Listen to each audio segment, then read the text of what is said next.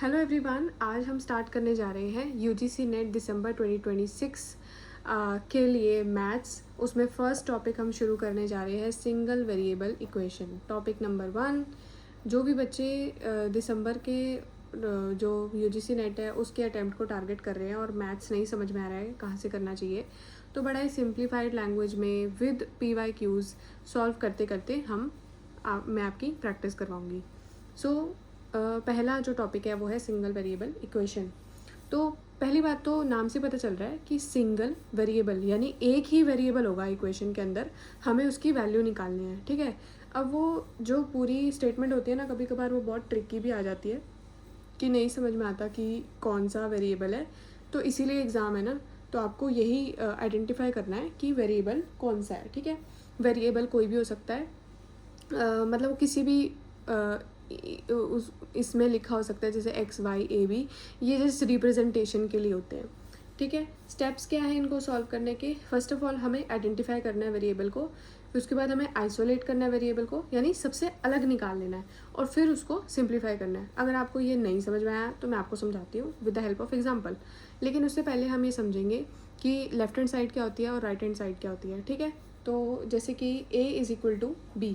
ठीक है, जो हमारे लेफ्ट हैंड साइड में है उसको हम लेफ्ट हैंड LHS बोलते हैं, और जो हमारे राइट हैंड साइड में होता है उसको हम RHS बोलते हैं।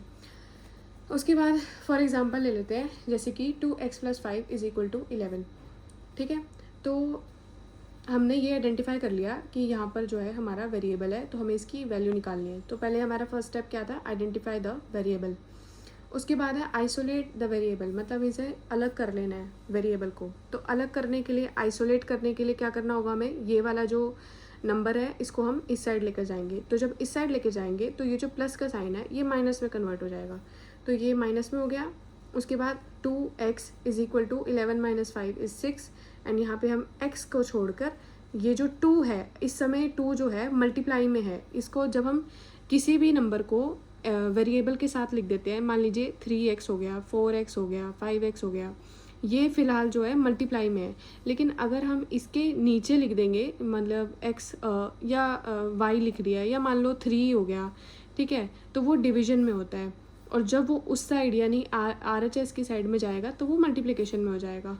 वैसे ही अगर कोई चीज़ यहाँ पे मल्टीप्लाई में है, देखिए मान लीजिए x और y, ठीक है, ये इधर है, और जब ये अभी तो ये डिवीजन में है, तो जब y वहाँ जाएगा तो ये मल्टीप्लाई में हो जाएगा। अगर यहाँ पे होता 2x = y, तो जैसे कि ये यहाँ पर मल्टीप्लाई में है तो ये हो जाता नीचे जाके डिवीजन के अंदर। ठीक है, तो ये हमें समझ में आ गया। तो जब RHS क्या होता है, LHS क्या होता है, किस तरीके से क्या चीज़ होती है, तो यहाँ पे हमारा आंसर आ गया x = 3। तो हमने यहाँ पे वेरिएबल की वैल्यू निकाल ली है। सेकेंडली हम एक और क्वेश्चन ले लेते हैं, 3y - 8 = 19। सो सेम हमें करना है 3y = 19 + 8।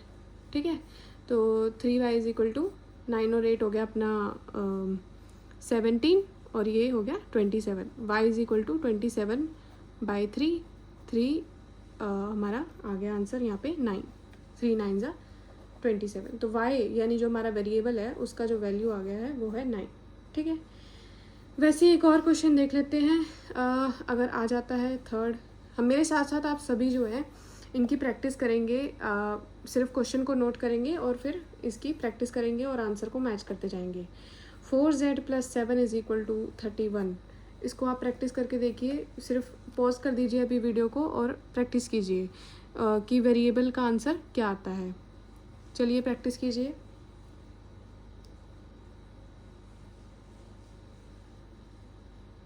ठीक है, यहाँ पे 31 - 7, ठीक है, यहाँ पे 11 - 7 कितना हो गया? जल्दी से कैलकुलेट कीजिए और आंसर कमेंट बॉक्स में डाल दीजिए। तो ये हो जाएगा हमारा 24। 4z = 24। तो हमारा z का क्या आंसर आएगा यहाँ पे? 6। ठीक है, हमने यहाँ पे z की वैल्यू निकाल ली। वैसे ही मान लीजिए एक और क्वेश्चन ले लेते हैं, 8d + 6 = 38, ठीक है। तो 8d, मैंने कहा ना कि ये वेरिएबल जो हैं किसी भी अल्फ़ाबेटिकल फॉर्म में आ सकते हैं, जैसे एक्स वाई जेड हो गया, डी हो गया, ई हो गया, एफ हो गया, कुछ भी, ठीक है। ये तो जस्ट लिखने की बात थी, मैंने जस्ट यहाँ पे एक्स वाई ए, ये कॉमन है, इसी फॉर्म में आता होता है, वरना कभी कभार ऐसे भी पूछ लिया जाता है। 8d + 6 = 38, सो 38 - 6, आप मुझे कैलकुलेट करके बताएं जल्दी से कि 38 - 6 कितना होता है, कितना होता है 32। सो d = कितना आएगा 4,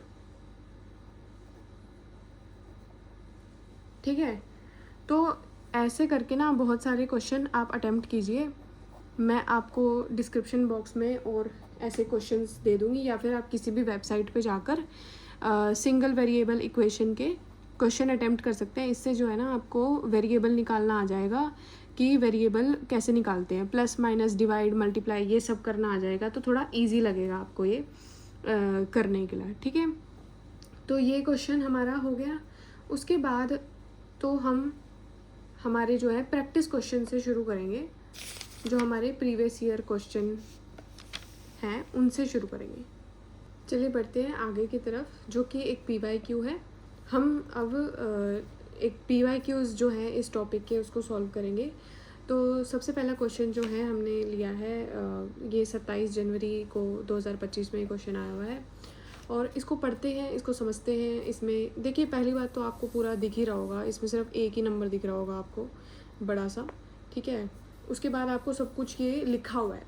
तो जो UGC नेट है ना, उसमें इतने बड़े बड़े क्वेश्चन दे दिए जाते हैं सो दैट आप कंफ्यूज हो जाओ, और क्वेश्चन में आप थोड़ा सा आपके पेशेंस को चेक करने के लिए होता है। बट घबराना नहीं है बिल्कुल भी, बड़े आराम से पढ़ना है, एक एक स्टेटमेंट करके पढ़ेंगे और वेरिएबल को नोट डाउन कर लेंगे, ठीक है।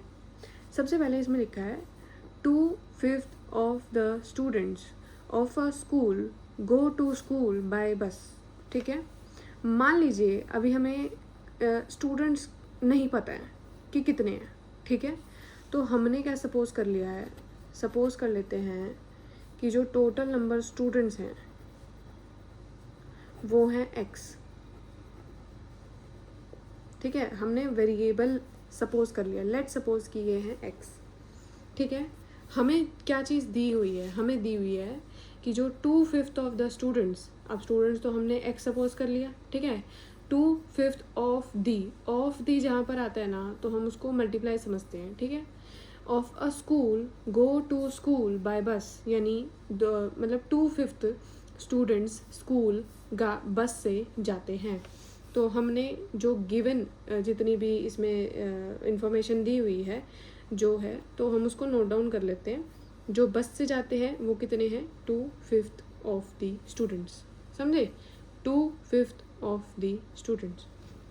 और जो आगे पढ़ते हैं 1/4 बाय कार, 1/4 बच्चे जो हैं कार से जाते हैं, तो हम लिख देंगे कार = 1/4 ऑफ दी स्टूडेंट्स, समझे आप। अगर मान लीजिए अगर आप इसको ऐसे भी लिख देंगे ना तो भी कोई फ़र्क नहीं पड़ता, ऐसे भी लिख देंगे तो भी कोई फ़र्क नहीं पड़ता, it's one and the same thing. फिर बाकी का क्वेश्चन पढ़ते हैं। द रिमेनिंग वॉक, यानी जितने बच्चे बचे, अब कुछ तो जा रहे हैं बस से और कुछ जा रहे हैं कार से, बस से जा रहे हैं, कार से जा रहे हैं, और जो बाकी के बच्चे हैं वो जा रहे हैं स्कूल कैसे, चल के जा रहे हैं, walk down the school. 1/3 of those who walk to the school are not accompanied by anyone, ठीक है। तो समझिए 1/3 बच्चा चल के जा रहा है स्कूल, पर उनके साथ कोई भी कंपनी देने वाला नहीं है, ठीक है। उनको किसी ने कंपनी नहीं दी है, तो उसकी भी इन्होंने जो है नंबर दिया हुआ है कि कितने जो है अपने आप चल के जा रहे हैं, ठीक है। तो सबसे पहले ना हमें ये निकालना पड़ेगा कि बच्चे चल के कितने जा रहे हैं, ठीक है। इसने सिर्फ ये दे रखा है कि देखो the remaining walk to down to school, बाकी बच्चे स्कूल चल के जा रहे हैं, लेकिन उनकी वैल्यू नहीं दे रखी है जो चल के जा रहे हैं, सिर्फ उनकी दे रखी है जो जिनके साथ कोई भी साथी नहीं है। तो हमें वो निकालना है जिनके साथ साथी हैं, ठीक है। तो हम वो कैसे निकालेंगे, रिमेनिंग जो बच्चे बाय फुट जा रहे हैं, जो चल के जा रहे हैं, वो कितने बच्चे हैं। तो हम उसके लिए हम क्या करेंगे, स्टूडेंट्स। सबसे पहले हमने लेना है टोटल स्टूडेंट्स। हमने ये निकालना है रिमेनिंग का जहाँ पे आ जाए वहाँ पे आपको माइनस करना है, ठीक है। रिमेनिंग मतलब कितना बचने के लिए तो हमें माइनस करना पड़ेगा, और अगर होता कि कितना है उसके लिए हमें प्लस करना होगा। तो हमें बचा हुआ जो निकालना है वो हम कैसे निकालेंगे, लिखेंगे x, उसके बाद हम लिखेंगे माइनस, उसके बाद हम लगाएंगे यहाँ पे ब्रैकेट, क्योंकि हम जो अंदर की इक्वेशन है उसको हम प्लस करने वाले हैं, क्योंकि हमें उसका पूरा कंप्लीट टोटल चाहिए। किस किस का टोटल चाहिए, एक तो जो बस से जा रहे हैं, एक जो हम कार से जा रहे हैं, ठीक है। तो हम लिखेंगे 2x/5 प्लस x/4, ठीक है। तो ये हमारा कितना निकलेगा, x माइनस यहाँ पे हम 20 आएगा इनका एलसीएम, ठीक है। 5 4 ज़ा 20, एलसीएम कर भी सकते हो आप वैसे, पर अगर सिंपलेस्ट ट्रिक जो होती है वो मल्टीप्लाई करके आ जाती है। यहाँ पे 5 4 ज़ा 20 और फिर यहाँ पे 8x प्लस यहाँ पे हमारा आ जाएगा 4 5 ज़ा 20 5x। x अगर नीचे यहाँ पे कुछ नहीं है ना तो हम यहाँ पे 1 कंसीडर करेंगे इसको, बट फिलहाल जब तक अंदर की सिचुएशन सॉल्व नहीं हो जाती है तब तक आपको इसको बिल्कुल भी छेड़ना नहीं है, ठीक है। तो आगे हम करते हैं, ये आ जाएगा हमारा 13x/20, ठीक है। उसके बाद हम नीचे अब हम ना इसको खोल देंगे ब्रैकेट्स को आगे, जैसे हम यहाँ पे लिखेंगे, सॉरी यहाँ पे लाइन लग गया है, x/1 माइनस 13x/20, क्योंकि हमने अंदर का सॉल्व कर लिया सब कुछ। अब हम इसको खोल देंगे ब्रैकेट्स को, यहाँ पे लेंगे दोबारा एलसीएम, 20 आएगा, 120x हो जाएगा, और यहाँ पे ये हो जाएगा 13x। तो इसका आंसर क्या आता है, 7x/20, ठीक है। तो हमने वो बच्चे निकालने हैं यहाँ पे जो पैदल जाते हैं, रिमेनिंग बाय फुट। हमारे पास वो बच्चे तो हैं जिनको कोई ना कोई अकम्पेंड कर रहा है, बट वो नहीं था जिसको कोई ना कोई उनके साथ जा रहा था, हमारे को उसकी वैल्यू निकल चुकी है, ठीक है। और हमें आगे अगर हम पढ़ते हैं तो क्या लिखा है कि those who walk to school are not accompanied, उनकी वैल्यू थी 1/3, ठीक है, by any one, the rest are escorted by their parents. बाकी सब बच्चे उनके पेरेंट्स उनको लेकर जा रहे हैं। अगर 124 बच्चे स्कूल की तरफ चल कर जाते हैं तो what is the total number of the students in the school. हमें टोटल नंबर ऑफ़ स्टूडेंट्स निकालने हैं, ठीक है। तो लास्ट में हमें x की वैल्यू निकालनी है, ठीक है। वो हम कैसे निकालेंगे, देखो हम अभी भी x सॉल्व नहीं हुआ है, यहाँ पे x, हमें x की वैल्यू निकालनी है। तो इसने ये बच्चे तो दे रखे हैं जो चल के जाते हैं, ठीक है, walk on their own they रखे हैं 224 बच्चे। तो सिंपल है, हमारे पास एक ऐसी इक्वेशन है, एक ऐसी इक्वेशन है। हमें क्या करना है, सिंपली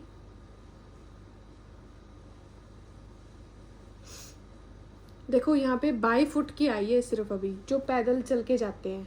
अब यहाँ पे इन्होंने ये भी तो दिया हुआ है कि जो अपने आप चल के जाते हैं लेकिन उनको कोई कंपनी देने वाला नहीं है।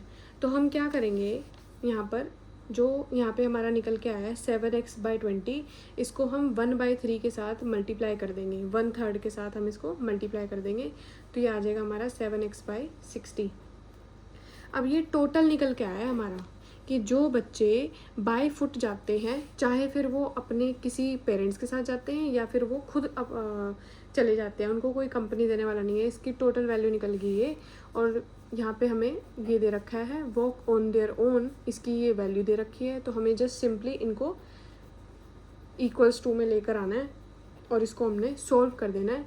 जब आप इसको सॉल्व करोगे, कैसे सॉल्व करोगे आप इसको, या आप करोगे 224 इंटू में 60, जल्दी से 224 इंटू में 60 कितना आ जाएगा, 7x = 13 4 4 and 0। इसको आप वैसे करके देख लेना, ठीक है।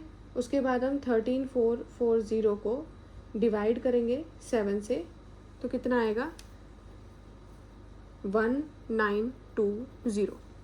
ये हमने टोटल नंबर ऑफ़ स्टूडेंट्स की वैल्यू निकाल दी। देखो यहाँ पे ऑप्शंस दे रखे हैं 4, इसमें से ये करेक्ट आंसर है। कुछ नहीं करा मैंने पहले तो इसको पढ़ा, मैंने वेरिएबल निकाला, उसके बाद मैंने एक एक जो गिवन चीज़ थी वो अलग अलग निकली, ठीक है।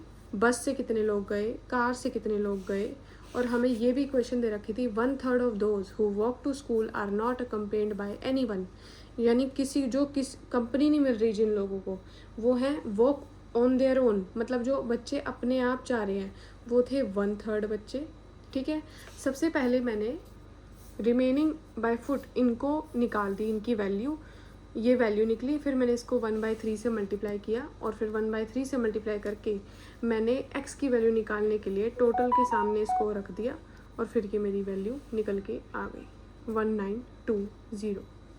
इसको आप प्रैक्टिस करें, इस क्वेश्चन को आप लिखें, दोबारा से देख लीजिए, आप स्क्रीनशॉट ले सकते हैं या दोबारा लिख सकते हैं, ठीक है, और इसको सॉल्व करने की कोशिश करें।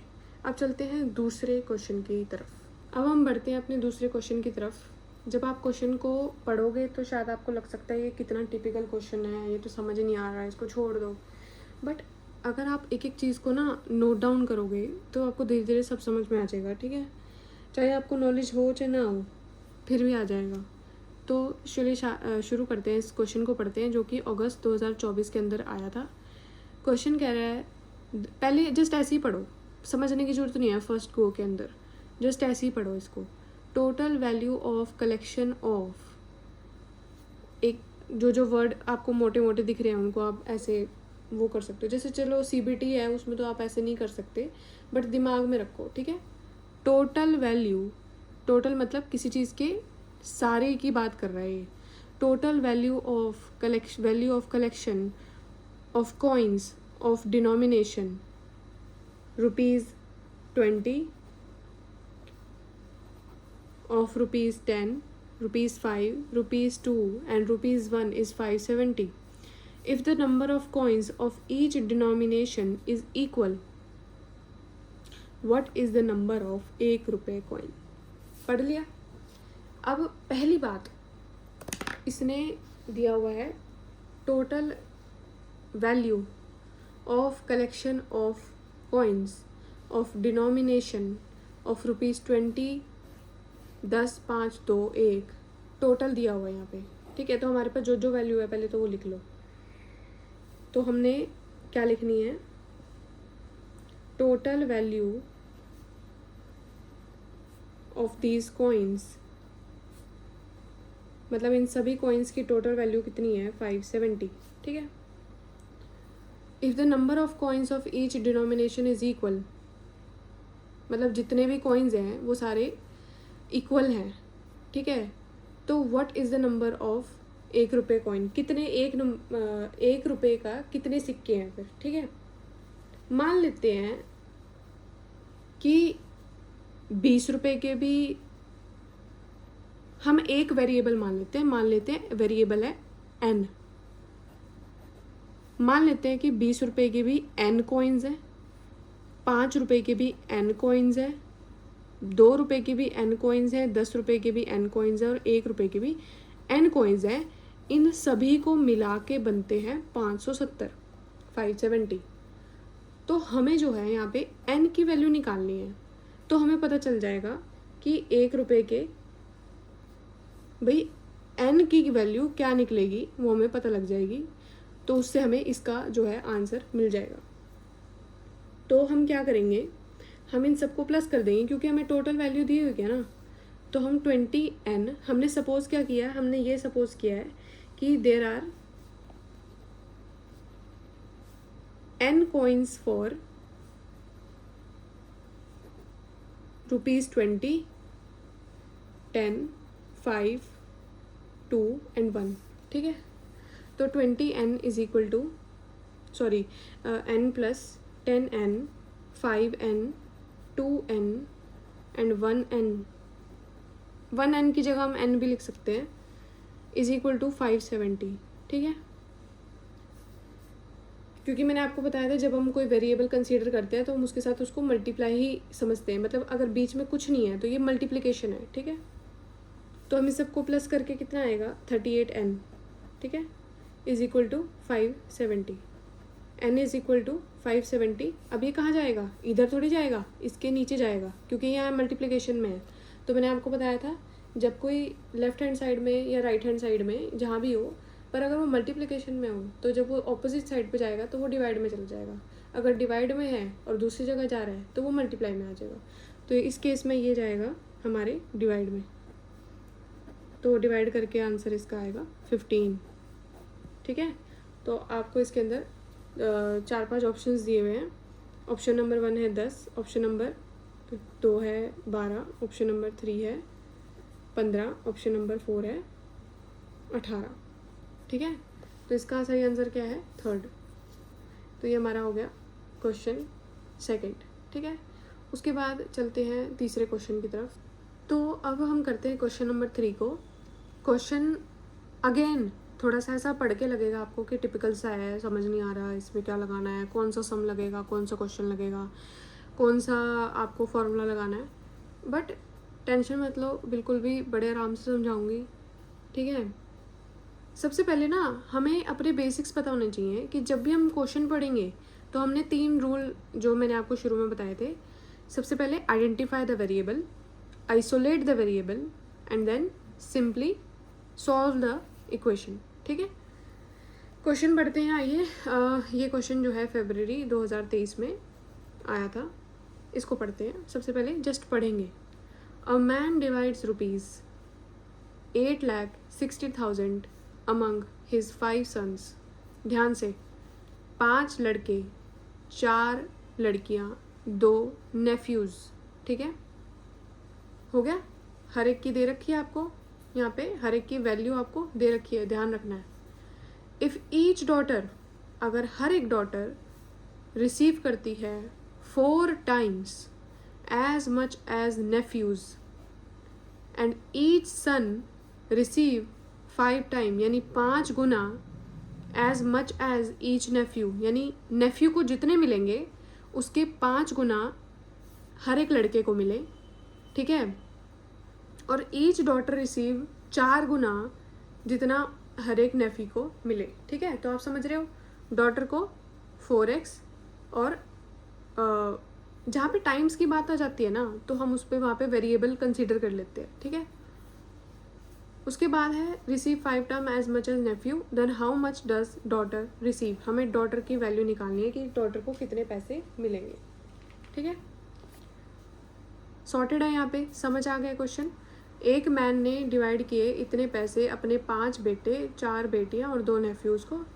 अगर हमें निकालनी है डॉटर को कितने पैसे मिले इस सिचुएशन में जहाँ पे हर एक डॉटर के पास कितने पैसे हैं, 4 times as much as nephew, और ईच सन के पास 5 times as much as nephew, हर एक नेफ्यू के पास उसका 5 गुना लड़के को मिलेगा। मान लीजिए कि जो नेफ्यू को पैसे मिले, जो नेफ्यू को पैसे मिले हैं, जो नेफ्यू रिसीव करता है जो मनी, उसको हम मान लेते हैं कि उसको मान लो उसको x मनी रिसीव हुई, ठीक है। हमें पहले वो चीज़ें लिखनी है जो हम डिनोट कर रहे हैं या जो हम हमें पढ़ के समझ आया, ठीक है। तो वो लिख लेते हैं सबसे पहले। लेट्स डिनोट की जो अमाउंट है ईच नेफ्यू को वो मिली है x। तो इसका हम ये कह सकते हैं कि अकॉर्डिंग टू द क्वेश्चन कि हर एक डॉटर के पास फिर कितनी होगी, क्योंकि डॉटर को तो 4 times ऑफ नेफ्यूज़ मनी है ना, ठीक है। तो हमने इसकी मनी को तो x मान लिया है, तो डॉटर के पास कितनी होगी फिर 4x, ठीक है। और जो सन है उसका क्या लिखा है यहाँ पे कि son receives 5 times as much as each nephew, ठीक है। तो नेफ्यू की कितनी है x, तो हम उसके क्या कर देंगे 5x, क्योंकि उसकी 5 गुना थी। उसके बाद सिंस यहाँ पर 5 सन, 4 डॉटर और 2 नेफ्यू की बात हो रही है, तो इक्वेशन कैसी बनेगी। हमारे पास देखो टोटल है, हमारे पास ध्यान रखना, हमारे पास टोटल है, हमारे पास सारी इक्वेशंस भी हैं।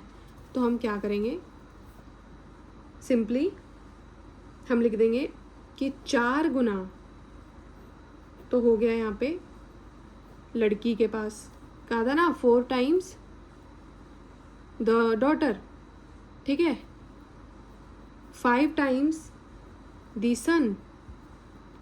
देखो यहाँ पे पहले से हमें ये तो बता रखा है कि कितने सन है, कितनी डॉटर है और कितने नेफ्यू हैं। हमें जस्ट वहाँ पर उनके आगे उनकी जो अमाउंट है कितने टाइम्स कर रखी है बस उससे मल्टीप्लाई करना है, ठीक है। 4 टाइम्स द सॉरी यहाँ मैंने डॉटर लिख दिया है, ओके डॉटर ही है 4x।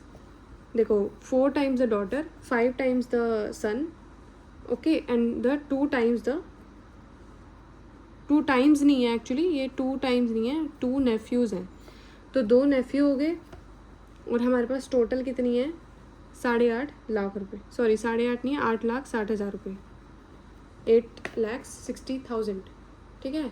तो इन सभी को मल्टीप्लाई कर लेंगे, 4 4 ज़ा 16x प्लस 5 5 ज़ा 25x प्लस में 2x इज इक्वल टू 8,6,0,0,0, ठीक है। उसके बाद हम क्या करेंगे, 16 और 25 को प्लस कर लेंगे, 16 and 25 43 is equal to 43x is equal to 8,60,000, ठीक है। और उसके बाद फिर आप कैलकुलेट करोगे जब इसको, तो ना इसकी x की वैल्यू आ जाएगी 20,000, ठीक है।